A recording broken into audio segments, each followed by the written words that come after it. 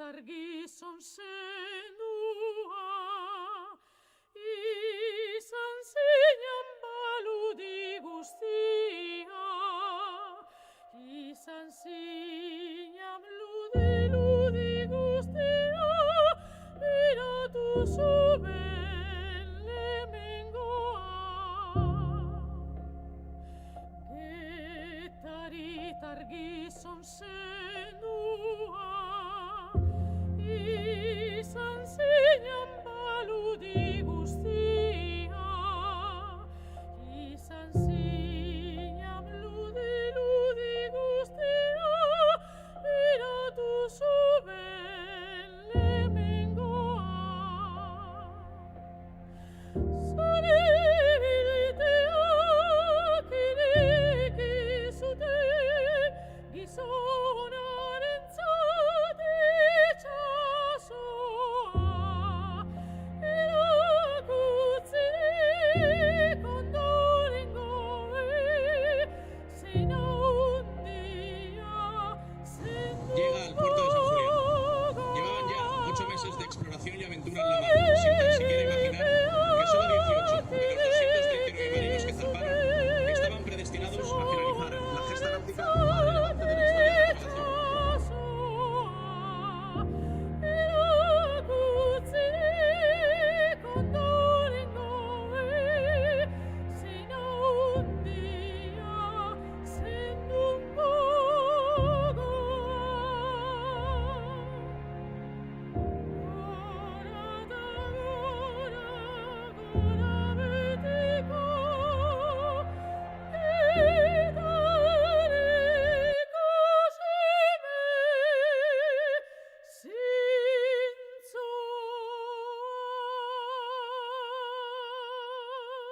Como les decía, ¿no?, que la presentación va a ser muy breve, pero realmente todos los ponentes tienen muchos más méritos de los que yo voy a intentar resumir en estas brevísimas palabras, ¿no? Entonces, en primer lugar, les voy a contar del vicealmirante Orcada, que es el primer ponente de la sesión. Y, bueno, les diré que ha sido, esto no lo cuenta él en su presentación, en su currículum, pero nosotros no estaremos aquí, este curso no existiría, la cátedra no existiría, yo no estaría dirigiendo este proyecto tan bonito, si no fuera precisamente por el almirante Ignacio Orcada, ¿no?, porque él ha sido el secretario de Defensa para la Comisión del Quinto Centenario.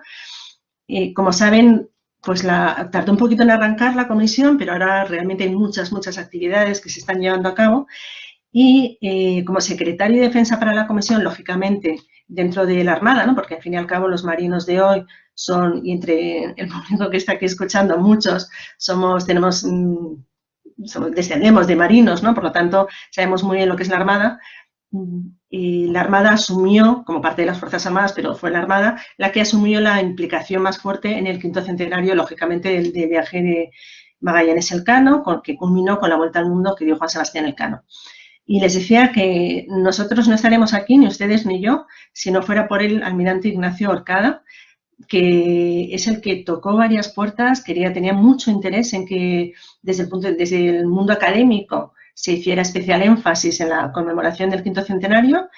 Y bueno, pues el CEU aceptó lo que se proponía y aquí estamos, ¿no? Entonces ahora, sin más, voy a pasar a presentarles, insisto, muy brevemente, porque el currículum es muy extenso, algunas de las, digamos, de las realizaciones y de las vivencias, ¿no?, porque no se pedía más una biografía que un currículum del almirante Ignacio Orcada. Él es aragonés, nació en Zaragoza, y entre sus múltiples títulos, diplomas, cabe destacar el de diplomado de guerra naval, el de piloto naval de reactores navales embarcados por la Marina de los Estados Unidos.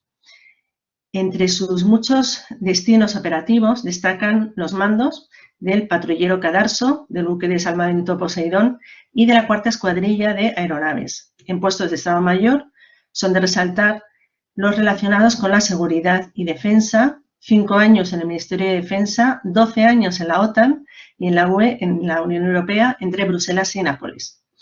Desde el año 2017 hasta junio de 2020, y esto es por lo que les decía que para nosotros era especialmente significativo que abriera él este curso, ha ocupado el puesto de secretario de la Comisión del Ministerio de Defensa para la conmemoración del 5º centenario de la primera vuelta al mundo.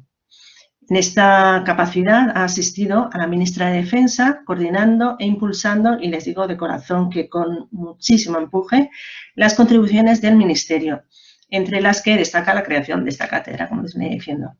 El vicealmirante Orcada está en posesión de numerosas condecoraciones nacionales y extranjeras, y cabe destacar que es uno de los 3 únicos poseedores de 2 medallas al servicio meritorio de la OTAN en toda la historia de la Alianza Atlántica. Así que convendrán conmigo en que es un ponente de excepción, que tenemos mucha suerte de contar con él, y le voy a dar la palabra en cuanto consiga nombrarle, hacer que sea...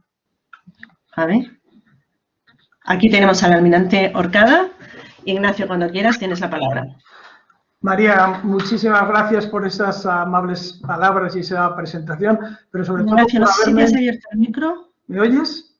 Ahora sí, perfecto, sí. Bueno, pues como repito, que darte primero de todo las gracias por las amables palabras que has tenido conmigo y por haberme invitado sobre todo a este curso que espero que sea pues y que contribuya al acercamiento de la realidad marítima de nuestro país. Y desde luego para verlo en funcionamiento toda esta gran ilusión que he tenido en la puesta en marcha de la Cátedra Internacional Elcano. Me gustaría sobre todo empezar recordando que en estos mismos días, hace ahora 500 años, la Armada al Maluco, al mando del capitán general Fernando de Magallanes, con 190 hombres que todavía quedaban a bordo de 3 naos, pues navegaban a través del Océano Pacífico, esperando ya en cualquier momento poder avistar tierra. Y también empezando a sentir la falta de provisiones que había causado la extraña desaparición de la nao San Antonio durante el descubrimiento del paso al Mar del Sur. No sabían los pobres que todavía se encontraban en medio de la masa de agua más extensa del mundo y que aún pasarían muchas semanas antes de llegar a esa tierra de provisión que todos esperaban, que se verían obligados a comer ratas y cuero para poder sobrevivir y que sufrirían los rigores de una terrible enfermedad hasta entonces desconocida, como era el escorbuto entonces. Sus herederos, que son la dotación y guardiamarinas del buque escuela de la Armada Juan Sebastián Elcano, surcan ahora mismo esas mismas aguas, conmemorando la más grande hazaña náutica de todos los tiempos, y aunque la verdad es que no están sufriendo los rigores del hambre, tienen la gran dificultad que no pueden ir a tierra en los lugares que sus predecesores descubrieron, pues debido a otra enfermedad que también va a ser histórica, la COVID-19.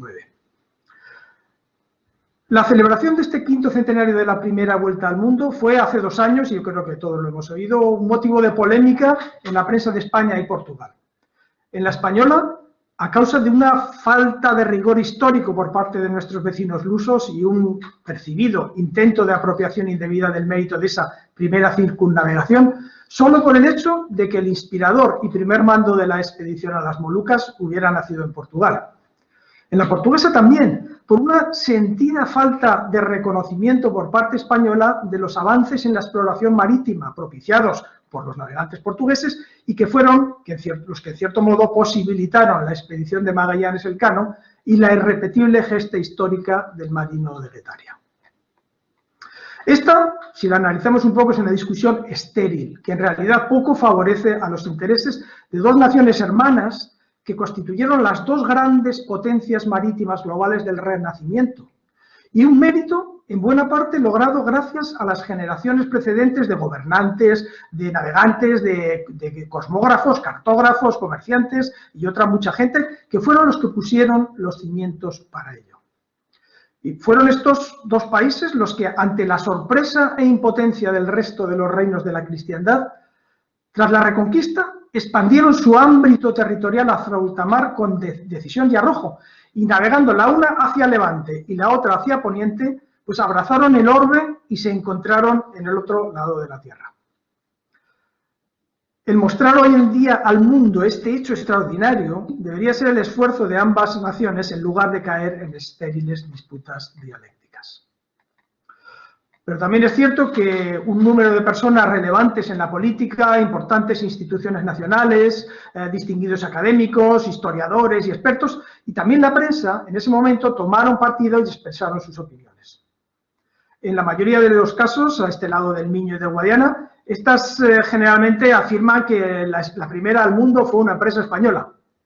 Aunque tampoco faltó alguna voz discrepante en nuestro país señalando la impropiedad de esa declaración, dado que España no existía en ese momento, según sus palabras. Sin querer de ninguna manera reavivar la polémica y huyendo, por supuesto, de visiones apasionadas sobre el tema, pues me dispongo ahora a analizar los aspectos que considero esenciales para establecer la autoría de la gesta, tales como son el ámbito de la expedición al Maluco y la gesta de la primera vuelta al mundo, si su carácter fue en su momento castellano, español, hispano-portugués, como a veces se dice, o incluso europeo, y finalmente, si hoy en día, 500 años después, podemos afirmar que se trató de una gesta española. Con ello, lo único que espero es que ustedes mismos sean capaces de sacar sus propias conclusiones. La afirmación de que la primera vuelta al mundo fue una empresa española se encuentra con una primera dificultad en definir España y, por supuesto, también el adjetivo que deriva español. Pues ese es un término polisémico dependiendo del momento histórico y del entorno en que lo utilicemos. Como todos sabemos, tiene su origen en Hispania, la denominación en el latín de la península ibérica durante el Imperio Romano. Y el reino visigodo, que tras la época turbulenta de las invasiones bárbaras se impuso sobre casi toda la península, mantuvo durante todo el tiempo la ambición de completar una monarquía hegemónica sobre los antiguos territorios romanos.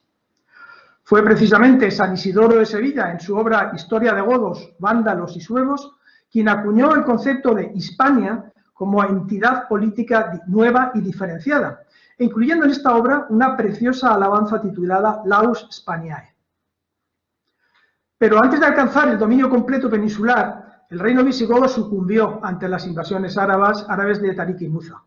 Y es entonces cuando más comúnmente se acepta que nace España como un mito, como el paraíso perdido por la imposición forzada a la posición autóctona de una civilización con costumbres, lengua y religión diferentes, y que de hecho supuso una ruptura radical con el pasado y buena parte del legado cultural grecorromano y judeocristiano precedentes. A partir de ese momento, ese mito fue lentamente materializándose en los reinos cristianos que se fueron constituyendo en los territorios reconquistados. Reinos que compartían el objetivo hispánico primero de recobrar la unidad peninsular. Por su parte, el gentilicio español parece ser una palabra llegada a nuestro idioma, pues no desde el protocastellano de la Alta Edad Media, no, sino más bien del provenzal. Porque el término hispani, si se hubiera derivado de nuestro castellano, posiblemente hubiera acabado en algo como hispanos, hispanienses o hispánidos. Porque el sufijo ol de las lenguas provenzales es muy raro en nuestra lengua. Y es más que probable que el gentilicio inicial español se originara allende nuestros Pirineos para señalar a los cristianos que se encontraban al sur de esta cadena de montañas. Y fue Alfonso X el Sabio el que en su Historia de España tradujo por primera vez el hispani, latín, en todas las fuentes latinas que tenía por español. Volvemos a esos reinos cristianos primigenios que se fueron fundiendo entre ellos y conformando en entidades superiores hasta cuajar en la Baja Edad Media en los de Castilla, Navarra, Portugal y la Corona de Aragón. Los cuatro se concebían como reinos originales y distintos, pero hermanos. Todos se consideraban monarquías hispánicas, con minúscula. Y a pesar de sus diferencias políticas, existía una solidaridad indudable entre ellos por compartir el anhelo de reconstituir la unidad política española. Esa deseada unidad peninsular, que estaba buscada en principio a través de uniones dinásticas por alianzas matrimoniales, tuvo un importante hito en el matrimonio de Fernando de Aragón e Isabel de Castilla en 1479, dando lugar a una unión dinástica que no política. Ellos no se titularían reyes de España, por no serlo de todos los reinos peninsulares, el deseo desde tiempos visigodos, sino simplemente reyes de los dominios que formaban parte de ambas coronas. Y el enlace, el ente político conjunto sería denominado no España, sino la monarquía católica o hispánica, esta vez con mayúsculas. Y en este ente solo serían comunes la política exterior, la hacienda real y el ejército, y ejerciendo en él, de Castilla, de facto, la primacía en la unidad. Y conviene aclarar, aunque lo sabrá casi todo el mundo, que una corona no es lo mismo que un reino, ni tampoco un título oficial que lleve un monarca. Una corona se puede definir como un conjunto de reinos o territorios que un rey recibe como herencia y que tiene que pasar a su sucesor. Es, en conclusión, rey, príncipe o señor de cada uno de sus diferentes territorios, sin poseer un título que represente al conjunto de su monarquía. Pero tras esta unión de Castilla y Aragón, estamos hablando de hace 500 años, Portugal continuó siendo una monarquía conceptualmente hispánica, con minúsculas, y todavía movida por el ideal de la reunificación peninsular. De hecho, la unión de la práctica totalidad del territorio ibérico bajo un solo monarca tuvo un primer momento de posibilidad de realización bajo una dinastía portuguesa, ya en el año 1498, con el nacimiento del infante Don Miguel, hijo de Manuel I de Portugal e Isabel de Aragón, hija de los reyes católicos. Este infante quedó como heredero de las 3 coronas tras la muerte de Juan, primogénito de Castilla y Aragón. Pero la temprana muerte de este infante, en 1500, con únicamente 2 años, pues malogró esa posibilidad. Pero hubiese podido ser muy cierta. Es, por tanto, bajo ese carácter todavía hispánico de Portugal, muy diferente al que tiene hoy en día, en que tuvo lugar la primera circunnavegación. Y eso es importante recordar. La segunda, y esta vez exitosa, posibilidad para conseguir la unidad hispánica completa, tuvo lugar en 1580 por la extinción de la Casa de Avis en Portugal tras el fallecimiento sucesivo y en poco tiempo de Sebastián I y Enrique I, pasando entonces la corona lusa a Felipe II. Esa unión dinástica fue la culminación del ideal histórico peninsular y dio lugar al imperio más poderoso jamás habido. Por desgracia, sabemos que Portugal nunca estuvo cómoda con las ambiciones europeas de la dinastía de Austria y las que realmente no veían ningún beneficio a su situación, lo que finalmente contribuyó a su dolorosa separación en 1640. Ignacio, perdóname un segundo. Se está conectando Silvia y debería cerrar el micro porque hay mucho ruido de fondo y yo creo que los demás no escuchan. Ya está, perdóname, solo era eso. Nada, pues muchísimas gracias, gracias. Como estaba diciendo, en el momento que Portugal se separa y deja de formar parte de esa monarquía hispánica, ocurre como en todo proceso secesionista. Se busca fomentar más lo que separa a 2 pueblos que lo que en realidad los une. A consecuencia de ello, Portugal, que hasta ese momento mantenía ese carácter hispánico primigenio, fue perdiéndolo poco a poco y hoy en día constituye un ente político nacional claramente diferenciado de la España actual. Pero no lo era en aquellos tiempos y eso conviene tenerlo en mente. Y es de resaltar que a lo largo de esa unión dinástica más o menos amplia que constituyó la monarquía hispánica, su titular nunca se atribuyó oficialmente el título de rey de España. En ese tiempo, esa denominación solo se empleaba de manera informal para referirse a su autoridad sobre las posesiones peninsulares, incluido Portugal, cuando las dos coronas estuvieron unidas. Y de hecho, Felipe IV rechazó tajantemente la propuesta que le hizo su valido conde duque de Olivares de asumir formalmente el título de rey de España para una mayor facilidad en el gobierno de sus reinos. No fue hasta la llegada de la dinastía de los Borbones cuando España se define como un reino unitario y es Felipe V el primero de los monarcas que usa oficialmente el título de rey de España. Una situación que se mantiene hasta la Guerra de la Independencia. La Constitución de Cádiz, en 1812, introdujo una definición del ente político constituido que pasó a ser la monarquía española. Ahí terminamos con la monarquía hispánica.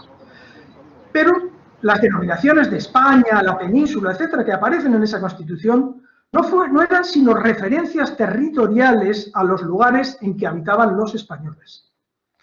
Esa consideración de España en un contexto puramente territorial se mantuvo con muy pocas variaciones en el resto de las constituciones del siglo XIX, incluyendo la nonata de la Primera República de 1873. Y habría que esperar hasta la Segunda República para que apareciera España, sin más calificativos, como el ente político de la Constitución. Y es una denominación que se mantiene en la de 1978, vigente en nuestros días.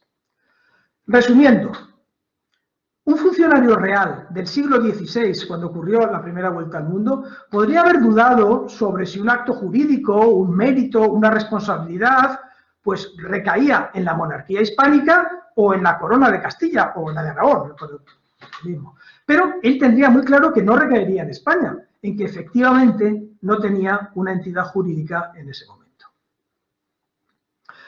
Pero las sociedades no se mueven solamente por consideraciones jurídicas, sino que el sentimiento de pertenencia a una u otra comunidad determina en ocasiones más la historia que el derecho. Es interesante saber cómo se llamaban a sí mismos los súbditos de la monarquía hispánica en esos tiempos. Pues en sus inicios, los habitantes de cada entidad política solían identificarse a sí mismos con el territorio de su radicación. Así, los habitantes, por ejemplo, de esas tierras se consideraban o bien castellanos o aragoneses, napolitanos, flamencos, etc., y miraban realmente como extranjero al súbdito de cualquier otro de los reinos de la monarquía hispánica. Por otra parte, en las entidades de la monarquía no peninsulares, Flandes, Nápoles, etc., eran denominados españoles los súbditos de los reinos peninsulares, especialmente cuando se encontraban fuera del territorio de la península ibérica. Y también ellos mismos se proclamaban españoles cuando se encontraban en esas circunstancias. En resumen, podemos decir que a principios del siglo XVI, un mercader de Burgos, un hidalgo de Zaragoza o un marinero de Sevilla dirían pues, que la expedición al Maluco era una empresa castellana. Un soldado de Toledo u otro napolitano, y ambos estaban sirviendo en los tercios en Flandes, dirían que una empresa de españoles. Los reyes Manuel I de Portugal y Carlos I de Castilla dirían que era de la monarquía católica. Pero a finales de ese siglo XVI, con la unión de las coronas, todos, incluidos los portugueses, dirían que era empresa de españoles. Y más adelante les mostraré un ejemplo muy claro de todo esto.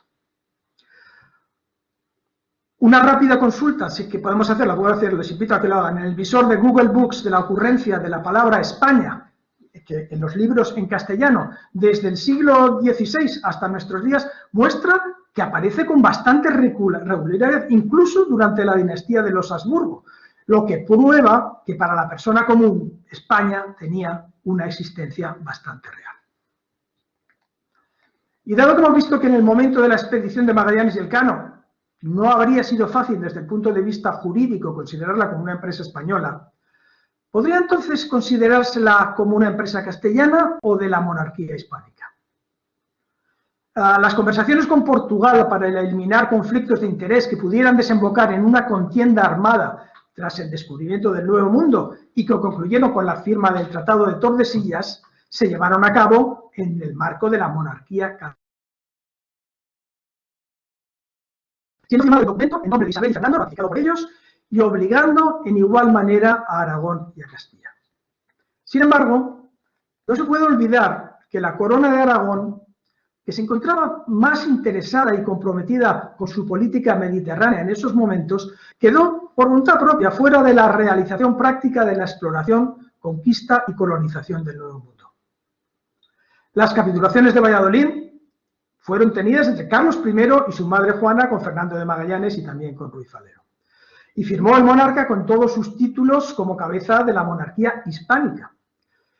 En ella se nombra a Magallanes capitán general de la Armada del Maluco con obligación de rendición de pleito homenaje al rey y de servir los intereses de la corona de Castilla, que es la que desde el principio estaba empeñada en la búsqueda de una nueva ruta a la especería y la que se comprometió en su ejecución práctica. Si entramos en lo que es la constitución de la Armada del Maluco, la constitución práctica que confirieron las capitulaciones de Valladolid y en los detalles de su alistamiento, es de notar que este alistamiento se llevó a cabo bajo la estructura, estrictas normas y supervisión de la Casa de Contratación, que era una institución de la Corona de Castilla establecida para regular el tráfico al Nuevo Mundo.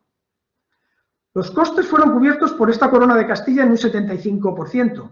El 25% restante lo sufragan los comerciantes burgaleses, especialmente Cristóbal de Haro. Y el rescate, esto es, para los que no lo conozcan, esto era la mercancía embarcada para intercambiar con los nativos por las especias. Este rescate fue proporcionado por comerciantes castellanos con intención de obtener un beneficio económico privado. En cuanto a las tripulaciones de la Armada, si bien la gran mayoría provenían de Castilla, seguido de Portugal y de otros reinos de la monarquía hispánica, la dificultad de completar las tripulaciones llevó a abrir el reclutamiento a marineros de otros países presentes o establecidos en Sevilla, porque ese era el puerto más importante del momento en Europa. Salvo por los mandos de la expedición, que fueron nombrados por Carlos I, la participación de todos ellos fue a título personal, por lo que su radicación de origen es irrelevante y no le concede, por tanto, a la empresa ningún carácter multinacional y menos aún europeo. Como inciso, la ausencia de la corona de Aragón en la gesta pues es bastante notoria, pues de los 249 hombres que conocemos sus nombres, 39, perdón, solo se alistó un grumete, en concreto un vecino de la Almunia de Doña Godina, en la actual provincia de Zaragoza, y del que su apellido, Toledo, pues hace sospechar que fuera nacido fuera de Castilla, fuera de Aragón en Castilla. También me gustaría recalcar que el nacimiento de Magallanes en Portugal pues no le confería a este reino derechos sobre la autoría de la gesta. En la monarquía hispánica, como monarquía compuesta que era, no existía una naturaleza española ni hispánica, sino que la naturaleza de cada súbdito del rey era la del reino o entidad a la que pertenecía. Pero el mérito de los actos individuales de cada uno de ellos en servicio al rey recaía en la monarquía, no en el individuo. Además de que en la época el hecho de servir a otro príncipe distinto de naturaleza implicaba ya sumisión a éste, las condiciones de las capitulaciones de Valladolid, en que se nombra a Magallanes para un alto puesto militar, capitán general nada menos, el más alto, con obligación de pleito hacia el monarca, la concesión del hábito de caballero de la Orden de Santiago, la adaptación de su nombre a la grafía y pronunciación castellana y algunas disposiciones testamentarias que hace, pues son muestras de que Magallanes ya se habían desnaturalizado de hecho, si no de jure como algunos sostienen, que está por probar, y que había pasado a servir a todos los efectos a Carlos I. Desde el punto de vista del siglo XXI, la atribución del mérito de la circunnavegación la tenemos que enmarcar en una polémica de carácter general que está cobrando más y más protagonismo en los últimos tiempos en todo el mundo, como es la propiedad del patrimonio cultural o histórico inmaterial y su posible apropiación indebida por un grupo étnico, por un pueblo, una nación, otros colectivos que buscan obtener beneficio con ello. Estos aspectos se magnifican, incluso más cuando existe una tensión en nuestras sociedades entre la globalización y la defensa de los particularismos. Esta primera reflexión sobre la cuestión de la propiedad del patrimonio cultural e histórico necesitaría dar respuesta a una pregunta fundamental. ¿A quién pertenece el pasado? Bueno, está claro que cuando se trata de la memoria individual de todos nosotros, pues mientras no la mercantilicemos, pues los recuerdos son nuestros. Pero en el caso del pasado compartido, es decir, la historia, la propiedad puede ser fuente de controversia y enfrentamiento, especialmente cada vez que los nacionalismos necesitan marcar su identidad apoyándose en una historia real, supuesta o imaginada, y en la diferencia o en la oposición con el vecino. Y esta disquisición nos apunta a una dificultad para determinar el mérito o propiedad de un hecho histórico, la coexistencia de una memoria histórica política y de una historia científica. Unas cuestiones serían: ¿podemos hacer solo nuestra sin más la memoria de nuestros antepasados? ¿O bien existen otras gentes en lugares distintos que quizá tengan las mismas o incluso más razones para hacer esa reclamación? Si las diferencias de opinión son grandes y la polémica inconcluyente en los casos en que existen líneas de relación claras y directas entre los sujetos políticos y sociales activos y pasivos del pasado y los posibles reclamantes actuales, pues la dificultad sobre quién puede reclamar la propiedad inmaterial pasada se incrementa cuando algunas de las entidades o comunidades ya no existen en la actualidad. ¿Quién puede reclamar hoy en día la gloria de la cultura y los hechos históricos, por ejemplo, del Gran Ducado de Borgoña? ¿Francia, de cuyo rey era tributario su príncipe y que ahora es el estado moderno donde se encuentra la región de Borgoña? ¿España, porque la monarquía hispánica llevó ese título durante 2 siglos? ¿Bélgica, en cuyo territorio actual estuvo establecida la corte borgoñona en los años de esplendor? todos, ninguno. ¿Y qué digamos? ¿Quién la de Roma? ¿La Italia únicamente o también las antiguas regiones del imperio? ¿O todo Occidente? ¿O la humanidad? Problema complejo realmente. En el ámbito internacional como en el nacional, el patrimonio cultural inmaterial o intangible se encuentran reconocidos y su protección y defensa están apoyados por disposiciones pertinentes. Menos claro está cuáles son los hechos históricos que pudieran incluirse entre los bienes culturales inmateriales a proteger y quién puede reclamarlos. Es criterio de la UNESCO que para poder ser incluidas en esta categoría, las tradiciones, costumbres, hechos, etcétera, deben contar con una demostrada continuidad en el tiempo y en el espacio desde su origen hasta nuestros días, y no ser meras recreaciones o reinvenciones actuales. Por su parte, en general resulta admisible que aquellas entidades políticas que derivan de manera no rupturista de otras extintas ahora y que llevaron a cabo esos hechos puedan ser merecedoras también de la herencia histórica y cultural de los hechos de las desaparecidas y por tanto se encontrarían legitimadas para poder reclamar estos derechos. Con todo ello podríamos por tanto reclamar hoy en día la gesta como de España, la gesta de la circunnavegación, cuando en realidad la llevó a cabo Castilla en nombre de la monarquía hispánica. Pues desde un punto de vista humanista moderno, parece claro que todos aquellos países que de un modo u otro formaron parte de esta gesta, bien porque fueron visitados o descubiertos por la expedición de Magallanes y Elcano, o porque tuvieron miembros en sus dotaciones, pues estos tienen también un cierto derecho a sentirse orgullosamente parte de la gesta y de la historia. Y es por ello que la España actual ha invitado con los brazos abiertos a que se unan en las conmemoraciones, pues especialmente las que tienen lugar en sus propios territorios nacionales, en donde no podemos celebrar más de lo que ellos deseen en un momento determinado, pero todo sin menoscabo del protagonismo principal de nuestro país. En base a todas las consideraciones anteriores, cabría afirmar que la empresa encomendada a Magallanes de descubrir una nueva ruta a las Molucas y tomar posesión de ellas, así como la subsecuente gesta de Juan Sebastián Elcano de culminar la primera circunnavegación a la Tierra, son hechos atribuibles en lo práctico al Reino de Castilla, pero que fueron llevados a cabo en nombre de la monarquía hispánica. El hecho de que Magallanes hubiera nacido en Portugal y hubiera servido a su rey largos años en Extremo Oriente y África no modifica en nada el carácter hispánico de la expedición, y menos aún el de la gesta de la Vuelta del Mundo, que incluso seguiría teniendo este carácter aunque Magallanes no hubiera fallecido y lo hubiese podido concluir llegando al mando a Sanlúcar, está clarísimo.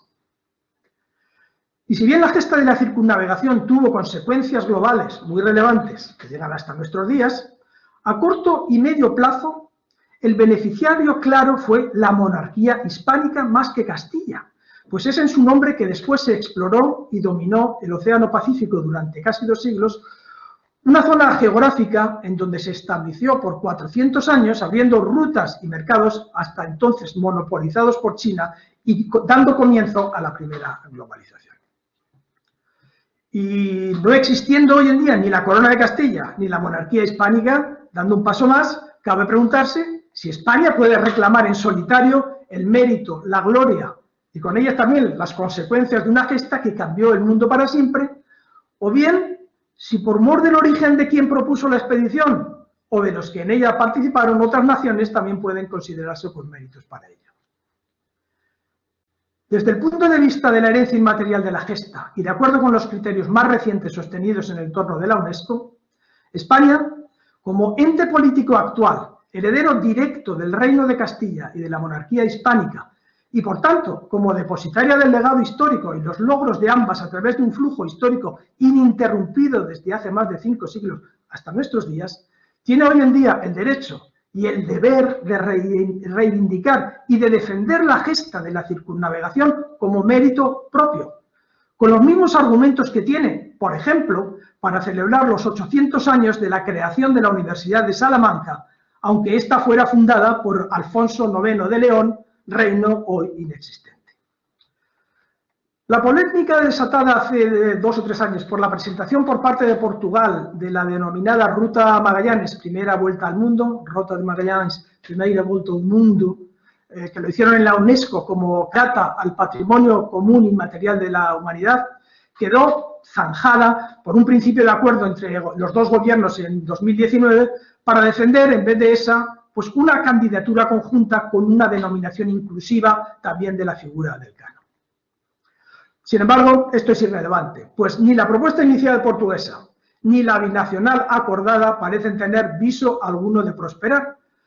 Pues si bien es cierto que la gesta al mundo cambió el paradigma y la concepción de la humanidad, la ruta que siguió la expedición no fue la que posteriormente utilizaron otras expediciones, ni la seguida por el tráfico mercantil tricontinental. Como conclusión, y en esto voy acabando, además de haber sido llevada a cabo mayormente por españoles, desde el punto de vista moderno de la propiedad inmaterial, la afirmación de que la primera vuelta al mundo fue una empresa española puede considerarse como correcta, aunque España no existiera ni como entidad política ni jurídicamente en ese momento. Sin embargo, también es cierto que en el momento que la vuelta al mundo tuvo lugar, hubiera sido más acertado decir que era una empresa de la monarquía hispánica. Recordarán que les mencioné al principio que la gesta de Magallanes y Elcano se llevó a cabo en un momento histórico en que todavía latía en nuestros vecinos lusos una hispanidad primigenia, la de la reunión de todos los reinos castellanos de la península ibérica en una sola entidad política. Y no hay nadie mejor para expresar ese sentimiento que el mismísimo Luis de Camões, que en Os Lusíadas destaca en varios cantos ese carácter hispánico del pueblo y la lengua lusitanos, como por ejemplo en hechos llevados a cabo solamente por portugueses en la India, en la conquista de la India, y los nombra como españoles. Permítame que les lea el canto 31, el número del canto primero, el 31. Y dice, es un canto en el cual los dioses están hablando de los hechos que hicieron los portugueses en Asia y la conquista de la India. Y los dioses del Olimpo dicen, de los Adus oyó que llegaría una gente fortísima de España a la India, por alta mar, la cual sometería cuanto del indio suelo dores baña y con nuevas victorias vencería. Luego, el mismo Camões llama a los portugueses que conquistaron Goa, los llama españoles. Existía ese carácter todavía hispánico en nuestros reinos. Por tanto, y ya termino con esto, y como corolario al anterior, y dando quizá así un reconocimiento a la contribución de nuestros hermanos portugueses a la era de los descubrimientos en general y a la primera vuelta al mundo en particular, pues podría mejor decirse que esta fue una empresa hispánica, que muestra tanto que fue la monarquía católica, de la que es heredera la actual España, como que sus principales protagonistas fueron castellanos y portugueses, todos ellos en aquella época imbuidos del anhelo hispánico original de un destino compartido. Muchísimas gracias. Muchas gracias, Ignacio. Yo creo que, en fin, te merecerías un aplauso virtual que no vas a escuchar porque no se oye, pero te agradezco mucho la intervención. Yo creo que todos los que nos escuchan estarán de acuerdo conmigo en que la perspectiva desde la que ha abordado el almirante Orcada esta presentación es tremendamente interesante porque efectivamente ha sido una cuestión polémica sin ninguna necesidad, no tenía por qué serlo, ¿no? Y además yo creo que la historia es la que es y no hay que reinventarla, ¿no? Lo que hay que hacer es aprender y dar a conocer, como hace poco hemos visto en la presentación del nuevo Museo Naval, su director, el almirante Marcial Gamboa, y el director del Instituto de Historia y Cultura Naval, el almirante Juan Rodríguez Garat, hablaban los dos de cómo no tenemos que pedir perdón por nuestros errores, ni tampoco hay que sacar pecho, ¿no?, por las victorias, pero la realidad es la que es, ¿no?, es la que tiene que estar ahí. Entonces yo ahora sí animo al público, a los que nos están escuchando, a hacer las preguntas que quieran al ponente, al vicealmirante Orcada, Ignacio. Querido Ignacio, muchísimas gracias porque ha sido fantástico. Y entonces a partir de ahora lo pueden hacer o bien a través del chat o bien levantando la mano y les damos la palabra.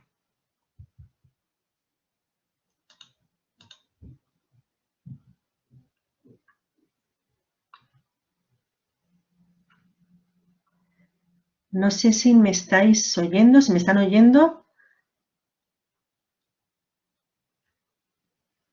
Me ha desaparecido a mí de la imagen el almirante, pero bueno, entiendo que está seguro. Y si nadie se lanza de momento a hacer una pregunta, que no veo manos levantadas. Veo una mano de Sandra Soto, pero no sé si es del principio de la presentación. Sandra Soto, no sé si quiere decir algo. Parece que no, ¿no? Cuando quieran hablar, acuérdense de abrir el micrófono. Muy bien, pues Dolores Maestre, te vuelvo a mandar un abrazo enorme desde aquí. Si quieres, tienes la palabra. Sí, sí, Mira, se está oyendo. Al final, perfectamente. en definitiva, ¿en qué ha quedado la polémica de la autoría? Esto, después de esto del el año 19, que al final ha dicho que no había quedado como en nada, pero no me interesa saber si ellos dicen que sí, que son ellos los protagonistas, o sea, que son los portugueses o España. Pero ¿ha quedado en alguna cosa concreta? ¿Hay algo concreto? Ignacio, no sé si has oído la pregunta, imagino que sí. Sí, perfectamente. Tienes la palabra. Bueno, vamos a ver, en esa polémica, como he apuntado únicamente durante la intervención, se saldó con un encuentro ministerial a nivel, por parte de España, de la vicepresidenta primera del gobierno y a nivel portugués del ministro de Asuntos Exteriores, en la cual se decidió, en primer lugar, hacer un programa común con algunos elementos comunes de las conmemoraciones de la primera vuelta al mundo, algunos elementos que se están llevando a cabo, y por otra parte se llevó a cabo pues una declaración de principio de que esa presentación que se había hecho en la UNESCO por parte de los portugueses de una ruta Magallanes, primera vuelta al mundo, que se cambiaría por otra presentación hispano-portuguesa, hispano-lusa, de la ruta Magallanes-Elcano, primera vuelta al mundo, que diera reconocimiento a los dos principales protagonistas. Como he dicho, muy bien, está muy bien ese acuerdo, pues que ya realmente le quitó la espoleta a esa polémica que había en ese momento, pero poco se ha hecho a efectos prácticos, porque como también he apuntado durante la intervención, la UNESCO no reconoce ningún elemento inmaterial, histórico, cultural, que no tenga una continuidad desde aquellos tiempos hasta nuestros días. Alguien puede arguir que, por ejemplo, la ruta de la seda está reconocida por las Naciones Unidas, pero la ruta de la seda realmente es algo que existe desde tiempos medievales y que ha seguido existiendo durante mucho tiempo y no ha dejado de ser. La ruta que siguieron Magallanes y Elcano, debido a muchas elementos que cambiaron después de aquello, no fue la seguida en el tráfico. El galeón de Manila seguía otras rutas, el estrecho de Magallanes se empleó poco realmente, con lo cual es muy difícil que se pueda admitir ese candidato dentro de uno de los que fueran nombrados, y ha quedado pues virtualmente pues amortizado. Muchas gracias, Ignacio. Damos la palabra a quien quiera hacer alguna otra pregunta. Gracias. Ya saben, pueden levantar la mano o preguntar a través del chat y lanzo yo las preguntas.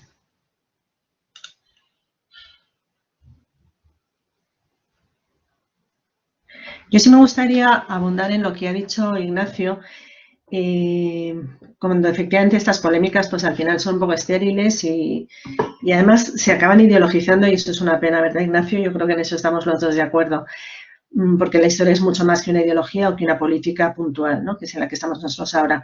Pero en esas actividades conjuntas que se previeron con los portugueses, Ignacio y yo participamos en una muy bonita, la verdad es que fue una experiencia estupenda, en Río de Janeiro. Río de Janeiro, recuerden que es la primera escala que hicieron después de las Canarias, la expedición que entonces era la expedición gobernada o capitaneada por Magallanes al servicio del rey de Castilla, y allí hubo una participación plena de Brasil, de Portugal y de España. Entonces realmente fue muy bonito el encuentro. Yo no sé si, Ignacio, quieres decir algo sobre esto, porque ahí estuvimos los dos y claramente tuvo un papel fundamental el gobierno español a través de la Armada, ¿no? Que era porque todo se hizo a nivel, yo creo, encuentros de las distintas Fuerzas Armadas de los tres países, aunque también estaban los embajadores tanto de España como de Portugal, y fue una experiencia muy bonita. Ignacio, no sé si quieres decir algo de esto o ya con lo que yo he dicho.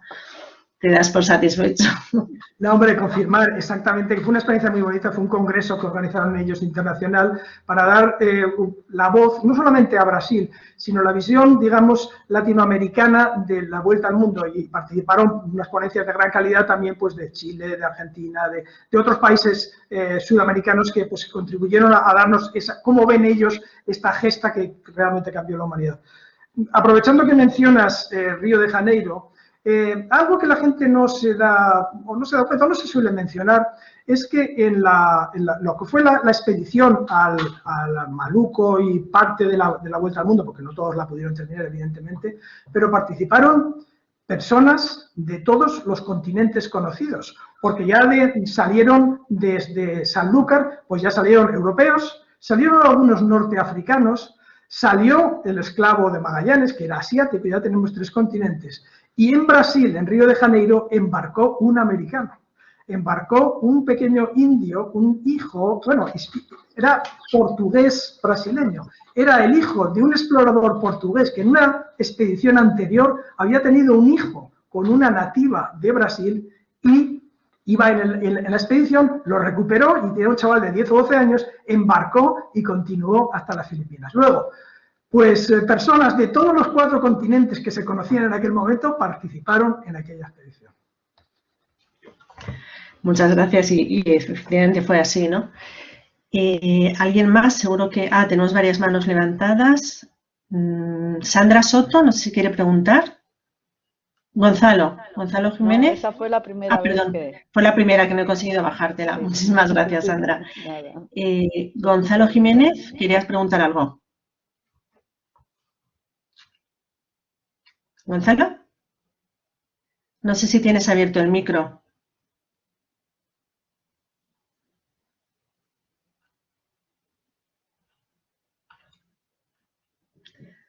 A ver, teníamos ahí una mano levantada, que era la de Gonzalo, pero no sé si ya se ha resuelto tu pregunta o no has abierto el micro, porque de hecho lo tienes cerrado. Que preguntas por el chat. Muy bien. Nos va a hacer una pregunta por el chat, que ahora mismo, bueno, lo estamos viendo todos, yo creo.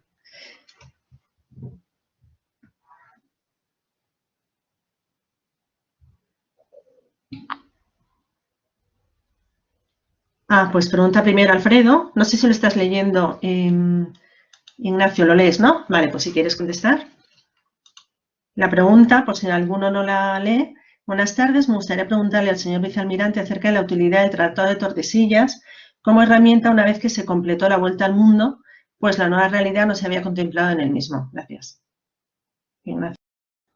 Muchas gracias por esta pregunta, que es muy interesante realmente. El Tratado de Tordesillas no preveía en sus disposiciones que llegara hasta el otro lado del mundo. En principio se hizo pues para tratar de separar a 2 potencias marítimas en la parte de la exploración mayormente atlántica y que evitara un conflicto armado. Haciendo un inciso, diría que España y Portugal fueron un ejemplo en la época del Renacimiento de solventar sus disputas por medios diplomáticos y alcanzar tratados antes de que se pudieran romper las hostilidades, algo que muchas veces no reconoce. Pero como digo, el Tratado de Tordesillas se preveía en principio que únicamente fuera aplicable al Atlántico. Fue precisamente Magallanes el que pues dijo, pues si el mundo siendo redondo como es, tiene que aplicarse también en el antemeridiano. El gran problema que existía antes de la vuelta al mundo era determinar si ese antemeridiano dejaba las Molucas en el semihemisferio castellano o en el semihemisferio portugués. Ese dilema no se resolvió con la vuelta al mundo, porque aunque llegaron a las Molucas, la capacidad que tenían para poder determinar la longitud geográfica de esas islas no pudo determinarse. Con lo cual, un objetivo muy importante de la expedición, que era pues dejarlas firmemente como en territorio castellano, pues no se resolvió, no fue una herramienta que lo solucionara en lo práctico, quizás sí en lo teórico, pero no en lo práctico.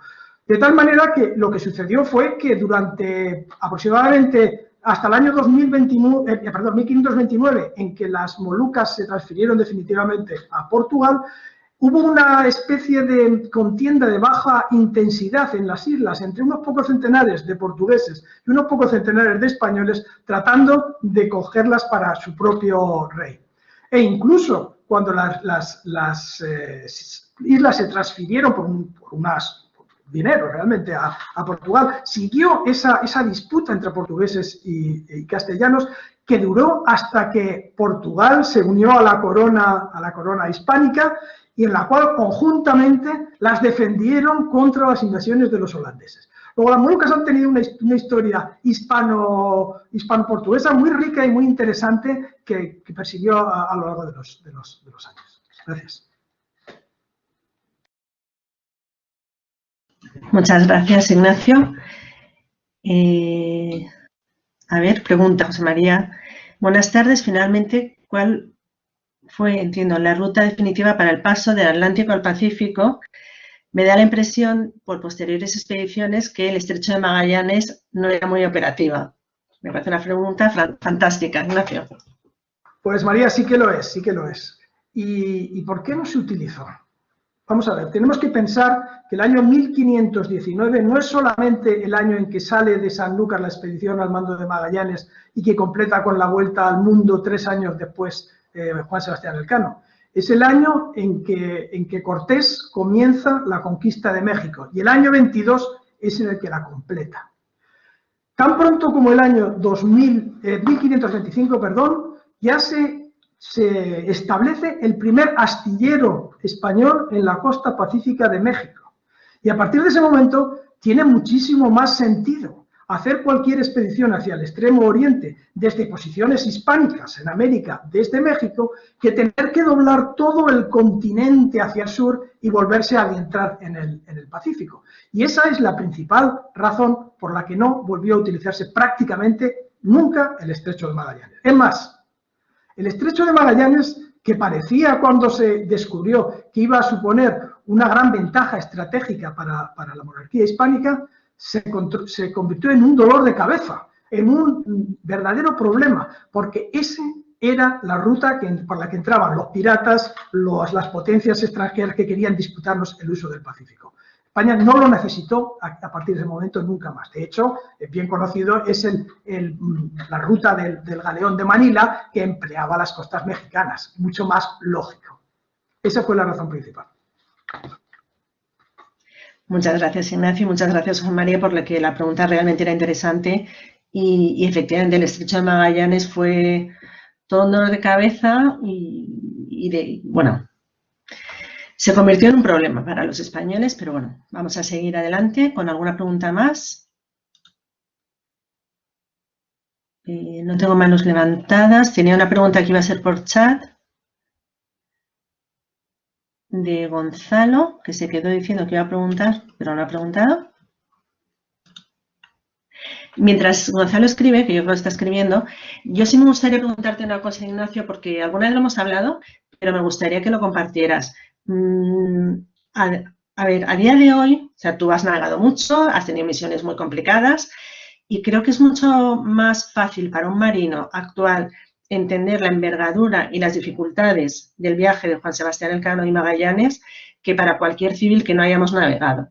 ¿Podrías decirnos quizá cuáles fueron los momentos más duros de la expedición y lo que hasta hoy un marino pues le impondría o no sé, le daría un poco, pues eso, más que el miedo, el no saber qué puede venir después? ¿Cuál sería el momento de la expedición que tú destacarías como más complicado?